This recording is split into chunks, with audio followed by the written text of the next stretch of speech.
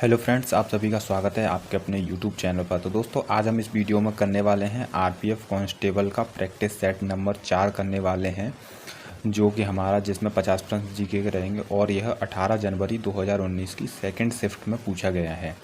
ठीक है, तो दोस्तों शुरू करते हैं अपने पहले प्रश्न से। पहला प्रश्न कह रहा है इसमें, यदि आपके मौलिक अधिकारों को, जो मूल अधिकार हैं, उनको राज्य ने हनन किया है तो ऐसा कौन सा मूल अधिकार है जिसके खिलाफ नागरिक अदालत में अपील कर सकते हैं। ऑप्शन 1 है समानता का अधिकार, 2 संवैधानिक उपचारों का अधिकार, ऑप्शन 3 अभिव्यक्ति की स्वतंत्रता का अधिकार, ऑप्शन 4 शोषण से सुरक्षा का अधिकार। तो दोस्तों, जब मूल अधिकारों का हनन होता है तो उस समय कौन सा अधिकार हमारा होता है, वो होता है संवैधानिक उपचारों का अधिकार।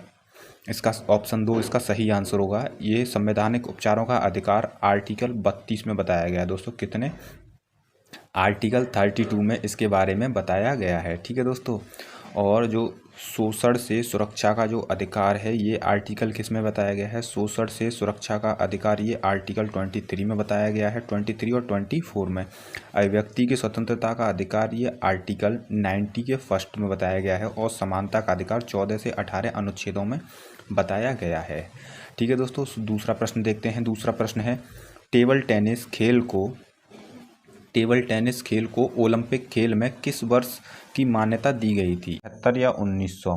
तो दोस्तों, इसका सही आंसर है 1988। 1988 में टेबल टेनिस को ओलंपिक में मान्यता दी गई थी। दोस्तों, पहला जो टेबल टेनिस हुआ था, जो पहली बार टेबल टेनिस की जो स्थापना हुई थी, यानी कि चैंपियनशिप हुई थी, वो हुई थी 1926 में। कब हुई थी? 1926 में हुई थी, और ओलंपिक में इसको स्थान मिला था 1988 में। अगला प्रश्न है प्रश्न नंबर 3, क्षेत्रफल की दृष्टि से विश्व का 7वां सबसे बड़ा देश कौन सा है? भारत, ब्राज़ील, रूस या चीन? तो दोस्तों, 7वें नंबर का जो क्षेत्रफल में स्थान रखता है वो भारत है। कौन सा है? भारत है। तो दोस्तों, क्षेत्रफल की दृष्टि से सबसे बड़ा जो देश है वो है रूस, और इसमें भारत का स्थान कौन सा है? 7वां है। और जनसंख्या की दृष्टि से भारत का स्थान दूसरा है। कौन सा है? दूसरा है। पहले नंबर पर चीन है जनसंख्या के मामले में, और दूसरे नंबर पर भारत है। अगला प्रश्न देखेंगे, प्रश्न नंबर 4 है, क्वथनांक से नीचे किसी भी तापमान में द्रव को परिवर्तित करने की प्रवृत्ति को खाली स्थान कहा जाता है। ऑप्शन 1 वाष्पीकरण, आर्द्रता, संघनन या संकेंद्रण? तो दोस्तों, क्वथनांक से नीचे किसी भी तापमान में द्रव को परिवर्तन करने की प्रवृत्ति को वाष्पीकरण कहा जाता है। इसका सही आंसर है ऑप्शन नंबर ए, इसका सही आंसर है। अगला प्रश्न है प्रश्न नंबर 5 है, लाहौर कांग्रेस अधिवेशन के अध्यक्ष कौन थे? जवाहरलाल नेहरू, सरोजिनी नायडू, महात्मा गांधी या मोतीलाल नेहरू? तो दोस्तों, जो लाहौर कांग्रेस अधिवेशन, इसके अध्यक्ष कौन थे? पंडित जवाहरलाल नेहरू से इसके अध्यक्ष थे। और लाहौर कांग्रेस अधिवेशन जो हुआ था वो कब हुआ था? 1929 में हुआ था। और दोस्तों, इसमें पूर्ण स्वराज की संकल्पना की गई थी। पूर्ण स्वराज की, दोस्तों किसकी? पूर्ण स्वराज की। ठीक है दोस्तों, इसका सही आंसर है ऑप्शन नंबर 1, पंडित जवाहरलाल नेहरू इसके अध्यक्ष थे। अगला प्रश्न है प्रश्न नंबर 6 है, निम्नलिखित में से किस राज्य की सबसे लंबी तटरेखा है? महाराष्ट्र, गुजरात, आंध्र प्रदेश या उड़ीसा? तो दोस्तों, सबसे लंबी जो तटरेखा है वो गुजरात की है। ऑप्शन नंबर 2 इसका सही आंसर है। गुजरात की तटरेखा सबसे अधिक है। उसके बाद दूसरे नंबर पे है आंध्र प्रदेश की, दूसरे नंबर पे आंध्र प्रदेश, और तीसरे नंबर पर है तमिलनाडु की। ठीक है दोस्तों, तो इसका सही आंसर होगा गुजरात। अगला प्रश्न है प्रश्न नंबर 7 है, निम्नलिखित में से किसने माउंट आबू जैन मंदिर का निर्माण करवाया है? ऑप्शन 1 बिमल शाह, चंद्रगुप्त मौर्य, अशोक या बहमन शाह?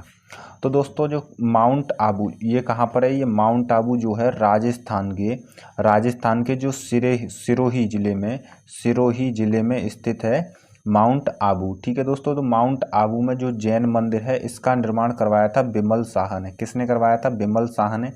और जो बिमल शाह था, ये जो चालुक्य वंश के शासक थे भीमफस्ट। कौन थे? भीमफस्ट, उनके मंत्री थे ये बिमल शाह। अगला प्रश्न देखेंगे, प्रश्न नंबर 8 है, भारत के राष्ट्रपति के लिए न्यूनतम आयु योग्यता क्या है? 30 वर्ष, 25 वर्ष, 40 वर्ष या 35 वर्ष? तो राष्ट्रपति के लिए जो न्यूनतम आयु होती है वो 35 वर्ष होती है। और इसका जो उल्लेख है, यानी राष्ट्रपति के लिए क्या क्या योग्यताएं होनी चाहिए, उसको आर्टिकल 58 में यानी कि आर्टिकल 58 में बताया गया है राष्ट्रपति के लिए योग्यताएं। वह सबसे पहले तो भारत का नागरिक होना चाहिए। कौन होना चाहिए? भारत का नागरिक, और उसकी उम्र 35 वर्ष से अधिक हो। और तीसरा इसमें बताया गया है कि लोकसभा सदस्य चुनने के योग्य हो, लोकसभा सदस्य चुनने के योग्य हो। अगला प्रश्न देखेंगे, प्रश्न नंबर 9 नंबर, इनमें से कौन सा संगठन द्वारा घोषित न्यूनतम समर्थन मूल्य यानी एमएसपी पर किसानों से खाद्यान्न खरीदता है? ऑप्शन 1 भारतीय खाद्य निगम, मुक्त बाजार या एपीएमसी मार्केट, किसान सहकारी समितियां। तो दोस्तों कौन एमएसपी पर किसानों से खाद्यान्न खरीदता है? इसका सही आंसर होगा भारतीय खाद्य निगम एफसीआई। और एफसीआई की स्थापना कब हुई थी? 1965 में। ठीक है दोस्तों, तो भारतीय खाद्य निगम जो है वो एमएसपी मिनिमम सपोर्टिंग प्राइस पर किसानों से खाद्यान्न खरीदता है। अगला प्रश्न है, प्रश्न नंबर 10 है, भारत की संसद में खाली स्थान शामिल है। तो दोस्तों संसद में कौन कौन शामिल है? लोकसभा, राज्यसभा, या केवल राज्यसभा, या केवल लोकसभा, या लोकसभा, भारत की राज्यसभा और राष्ट्रपति। तो दोस्तों इसका सही आंसर होगा लोकसभा, भारत की राज्यसभा और राष्ट्रपति, ये सभी संसद में शामिल है। और संसद का जो उल्लेख है वो आर्टिकल 79 यानी कि 79 में संसद के बारे में बताया गया है। इसका सही आंसर होगा ऑप्शन नंबर 4। अगला प्रश्न देखेंगे, प्रश्न नंबर 11 है, भारत में दिल्ली उच्च न्यायालय की स्थापना कब की गई थी? ऑप्शन 1 1947, 1935, 1966 या 1950। तो दोस्तों जो भारत में दिल्ली उच्च न्यायालय की स्थापना की गई थी ये 1966 में की गई थी। इसका सही आंसर है ऑप्शन नंबर 3, इसका सही आंसर है। अगला प्रश्न है, प्रश्न नंबर 12 है, 2003 की वित्तीय जिम्मेदारी और बजट प्रबंधन कानून खाली स्थान के बारे में है? बीमा के बारे में, आरबीआई पॉलिसी के बारे में, या धन नीति या वित्तीय सुधार और व्यय नीतियों के बारे में है? तो दोस्तों जो वित्तीय जिम्मेदारी बजट प्रबंधन कानून है जिसको हम बोलते हैं fiscal responsibility budget management act. ठीक है दोस्तों, बजट मैनेजमेंट एक्ट FRBMA, ये जो है एक्ट 2003 का है। और ये क्या करता है? ये करता है वित्तीय सुधार और व्यय नीतियों को नियंत्रित करता है। और जो मुद्रास्फीति, आरबीआई की जो मुद्रास्फीति है उसको निपटाने में सहायता करता है, राजकोषीय घाटे को कम करता है। इसके लिए बनाया गया था एक्ट। ठीक है दोस्तों, अगला प्रश्न देखेंगे, प्रश्न नंबर 13 है, 2011 की जनगणना के अनुसार हमारे देश में लिंगानुपात है प्रति 1000 पुरुषों पर 1000 महिलाएं, 1000 पुरुषों में से 943 महिलाएं, 1000 पुरुषों के तहत 980 महिलाएं, या 1000 पुरुषों के पीछे 1000 पुरुष। तो दोस्तों भारत का जो लिंगानुपात है वो है 1000 पुरुषों में से 943 महिलाएं, यानी 1000 पुरुषों पर कितनी महिलाएं हैं? 943 हैं, 2011 की जनगणना के अनुसार है। अगला प्रश्न देखेंगे, प्रश्न नंबर 14 है, an inquiry into the nature and causes of the wealth of nation पुस्तक किसने लिखी है? पॉल सैमुअल्सन, या एडम स्मिथ, अल्फ्रेड मार्शल, या JM केन्स। तो दोस्तों इसका सही आंसर है एडम स्मिथ ने लिखी है यह पुस्तक। दोस्तों इसको शॉर्ट में ये जानते हैं द वेल्थ ऑफ नेशंस के नाम से भी जाना जाता है। ये एडम स्मिथ के द्वारा लिखी हुई एक पुस्तक है। अगला प्रश्न है, प्रश्न नंबर 15 है, जिस दर पर RBI वाणिज्य बैंक को ऋण प्रदान करता है उसे बदलकर यह धन को प्रभावित कर सकता है, इस दर को खालिस्तान कहा जाता है। तो दोस्तों RBI यदि वाणिज्य बैंक या विकास बैंक, वाणिज्य बैंक या फिर विकास बैंक या सहकारी बैंक, इन सभी को जो ऋण देता है तो उस दर को क्या कहा जाता है? तो इसमें है वेतन दर, या शेयर की कीमत, या बैंक दर, या ब्याज की दर। तो दोस्तों इसका सही आंसर होगा बैंक दर कहा जाता है इसको। ठीक है दोस्तों, अगला प्रश्न है, प्रश्न नंबर 16 है, चेचक का टीका किसने विकसित किया था? रॉबर्ट कोच ने, लुई पास्चर ने, अलेक्जेंडर फ्लेमिंग ने, या एडवर्ड जेनर ने। तो दोस्तों जो चेचक का टीका था, चेचक के टीके की जो टीका की विकसित किया था वो थे एडवर्ड जेनर। इसका सही आंसर है ऑप्शन नंबर 4। इसकी जो विकसित किया था ये किया था 1796 ईस्वी में। इन्होंने कब किया था? 1796 ईस्वी में। अगला प्रश्न है, प्रश्न नंबर 17 है, पाक जलडमरू मध्य श्रीलंका को से अलग करता है? भारत से अलग करता है, मलेशिया से, मालदीव से या इंडोनेशिया से? तो दोस्तों पाक जल डमरू है भारत को पाकिस्तान से अलग दोस्तों श्रीलंका से अलग करता है पाक जल डमरू मध्य के द्वारा। अगला प्रश्न है, प्रश्न नंबर 18 है, इनमें से किसने 1944 में गांधीवादी योजना का गठन किया था? ऑप्शन 1 है Mahalanobis, option 2 Gadgil, option 3 M N Roy, option 3 है नारायण अग्रवाल। तो दोस्तों 1944 में गांधीवादी योजना का गठन किया था श्री नारायण अग्रवाल ने किया था। कब किया, किसने किया था? श्री नारायण अग्रवाल ने किया था। और इन्होंने इस पर कृषि पर जोर दिया था। किस पर जोर दिया था? कृषि पर जोर दिया था। अगला प्रश्न है, प्रश्न नंबर 19 है, 2011 की जनगणना के अनुसार भारत की साक्षरता दर है ऑप्शन 1 74%, 95%, 65% या 85%। तो दोस्तों जो भारत की साक्षरता दर है वो 74.04% है। तो इसका सही आंसर है ऑप्शन नंबर 1। और दोस्तों जिसमें से मेल की जो साक्षरता दर है वो 82.14% है। ठीक है दोस्तों, यानी कि लगभग 82% है। और फीमेल इसमें साक्षर हैं, फीमेल जो साक्षर है वो 65% साक्षर हैं। कितनी साक्षर है? 65%। और ओवरऑल 74% साक्षर हैं। अगला प्रश्न है, निम्नलिखित में से कौन सा खेल का प्रकार लिबेरो LIVERO शब्द से जुड़ा है? तो दोस्तों ऑप्शन 1 है टेनिस, वॉलीबॉल, तीरंदाजी या बैडमिंटन। तो दोस्तों इसका सही आंसर है ऑप्शन नंबर 2 वॉलीबॉल। तो दोस्तों वॉलीबॉल में जो डिफेंडर होता है उसी को लिब्रो कहा जाता है, उसको क्या कहते हैं? लिब्रो कहते हैं। अगला है प्रश्न नंबर 21, प्रोजेक्ट टाइगर वर्ष में शुरू किया गया था? 1980 में, 1973 में, 1965 में या 1985 में? तो दोस्तों जो प्रोजेक्ट टाइगर था वो 1973 में शुरू किया गया था। और ये किसके तहत किया गया था? ये किया गया था जो वन्य जीव संरक्षण अधिनियम था। वन्य जीव क्या था? वन्य जीव संरक्षण अधिनियम जो 1972 में आया था, उसके तहत ये प्रोजेक्ट टाइगर शुरू किया गया था 1973 में। और दोस्तों ये लॉन्च हुआ था जिम कॉर्बेट नेशनल पार्क। कहाँ से हुआ था? जिम कॉर्बेट नेशनल पार्क जो उत्तराखंड में है। कहाँ है? उत्तराखंड में स्थित है, वहाँ से इसको लॉन्च किया गया था। अगला प्रश्न है, बंगाल का विभाजन कब हुआ था? 1904 में, 1905 में, 1906 में या 1930 में? 1903 में।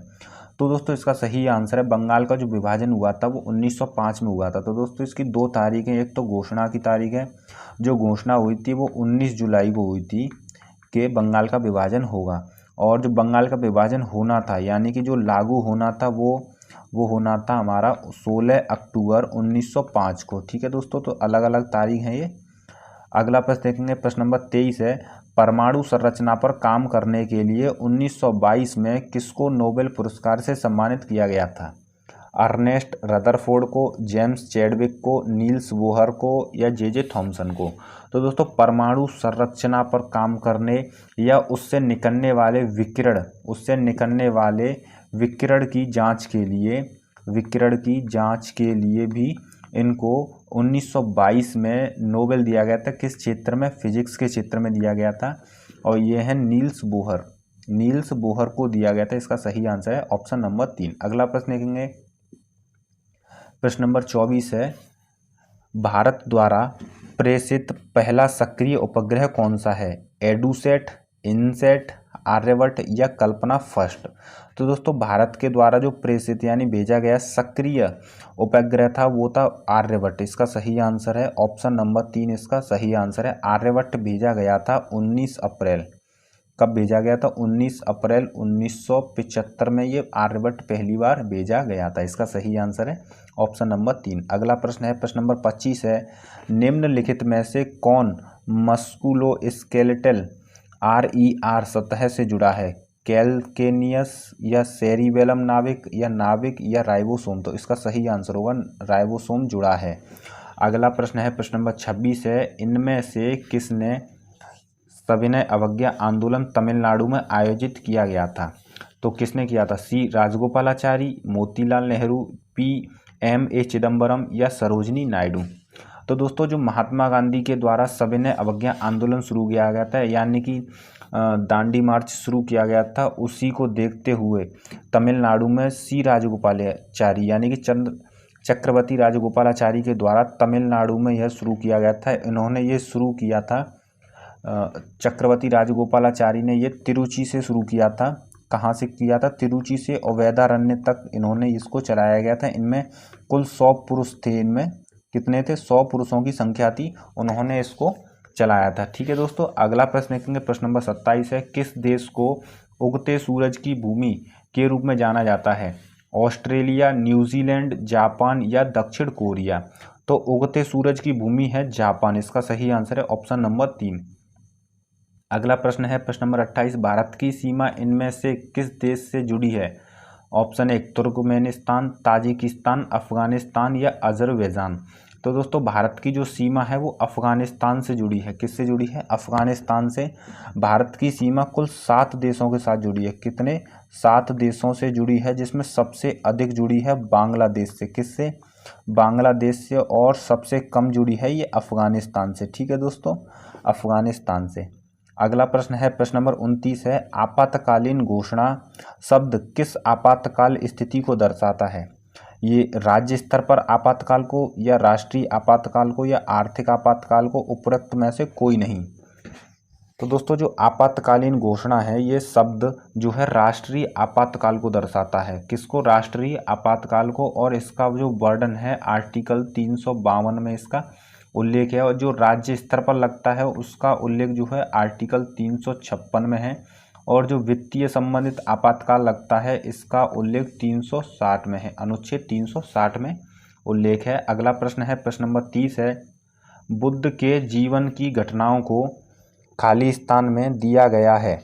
ऑप्शन 1 बौद्ध में, या त्रिरत्न में, या जातक कथाओं में, या थेरी गाथा में?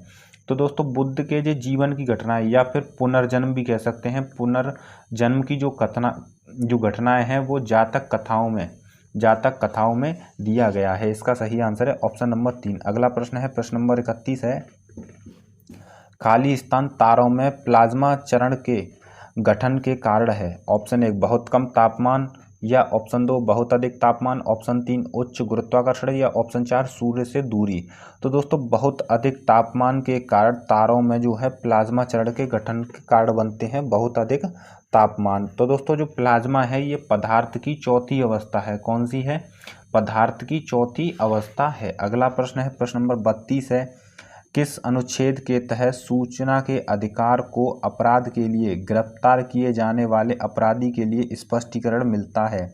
तो यानी कि गिरफ्तारी से संबंधित संरक्षण किस अनुच्छेद में मिलता है, इसमें ये पूछा गया है। तो ऑप्शन 1 है अनुच्छेद 32, अनुच्छेद 23, अनुच्छेद 22 या अनुच्छेद 18? तो दोस्तों जो गिरफ्तारी या हिरासत में जो व्यक्ति को सुरक्षा प्रदान करता है वो अनुच्छेद 22 के द्वारा सुरक्षा प्रदान की जाती है। और अनुच्छेद 32 में जो है संवैधानिक उपचारों का अधिकार है, अनुच्छेद 23 में बलाश्रम है, और अनुच्छेद 18 में जो उपाधियों का अंत है। अगला प्रश्न है, उज्बेकिस्तान की राजधानी क्या है? आबू धाबी, ताशकंद, बगदाद या अंकारा? तो दोस्तों उज्बेकिस्तान की जो राजधानी है वो ताशकंद है। क्या है?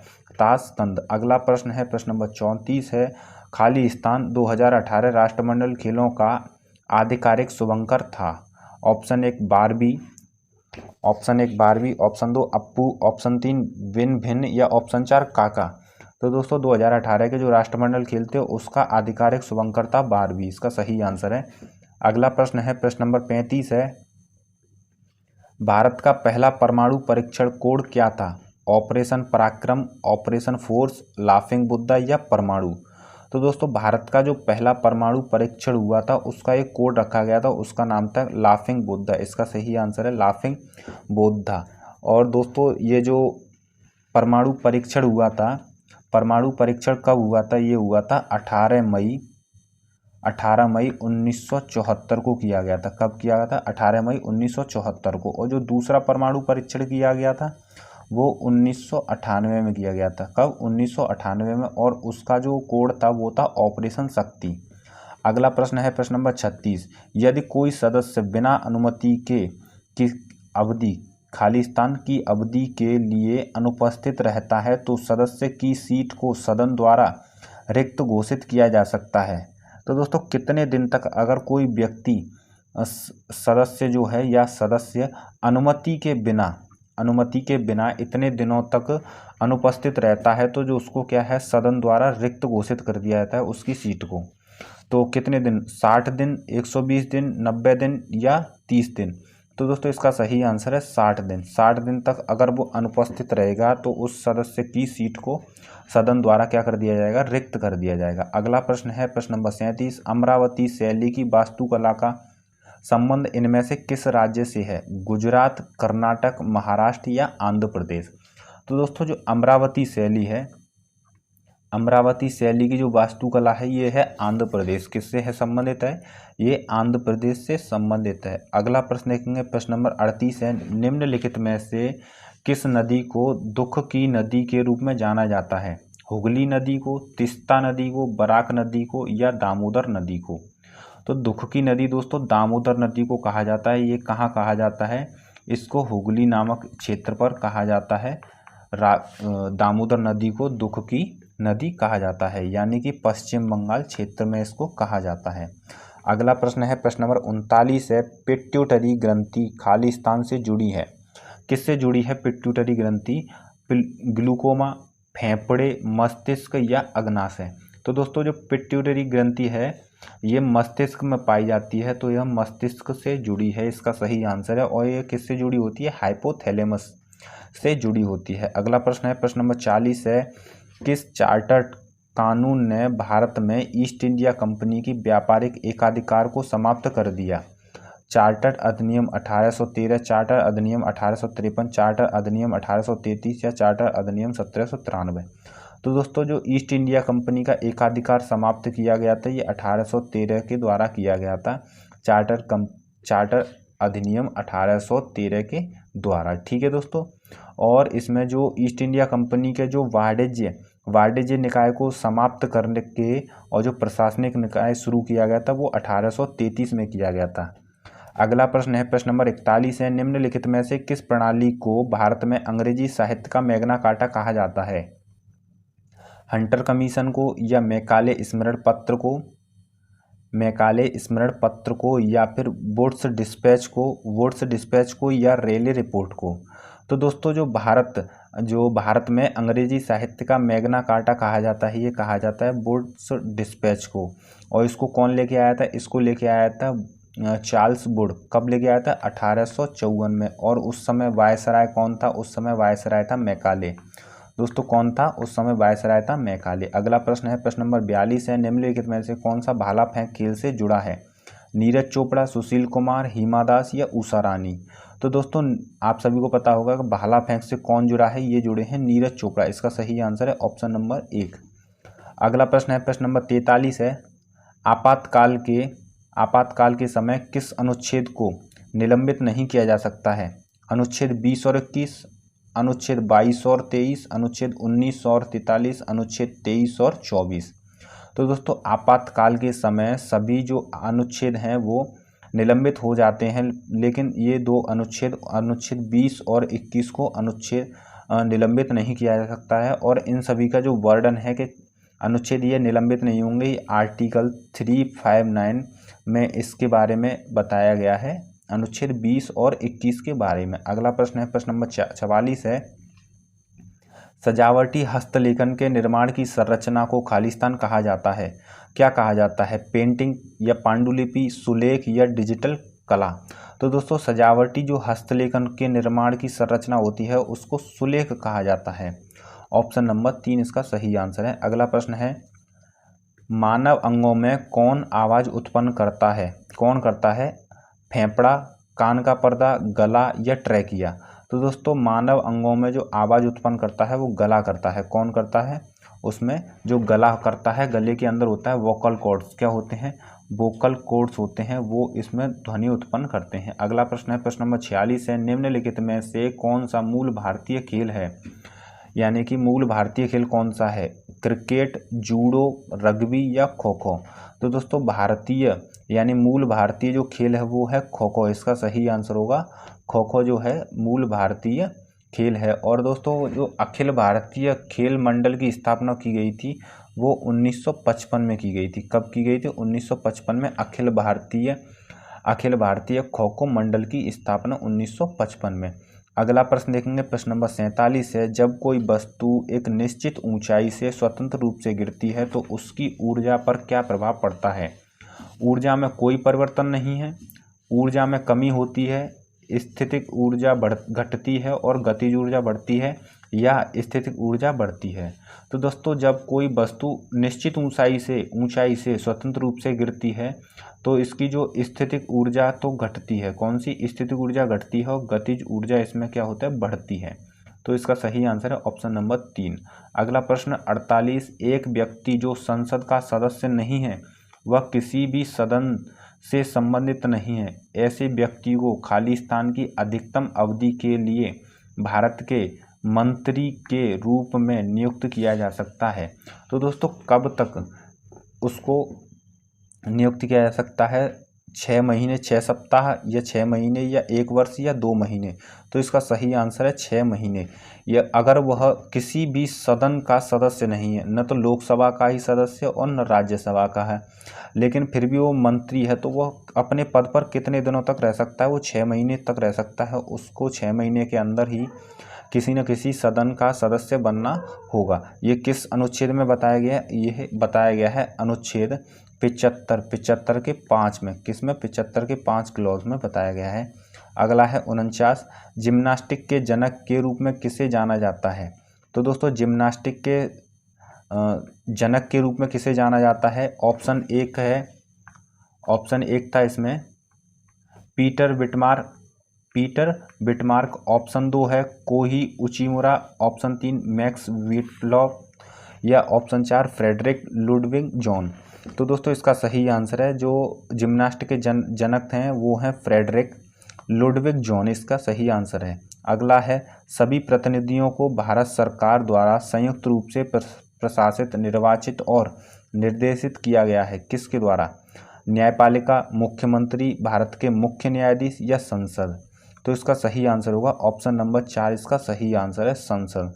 तो दोस्तों हमारा प्रैक्टिस सेट नंबर 4 यहीं पर समाप्त होता है। हमने इसमें किए हैं पूरे जीके के 50 प्रश्न। ठीक है दोस्तों, कितने प्रश्न किए हैं हमने इसमें? पूरे 50 प्रश्न किए हैं। अगर ये वीडियो आपके लिए हेल्पफुल हो तो चैनल को सब्सक्राइब कर लीजिएगा। ठीक है दोस्तों, धन्यवाद।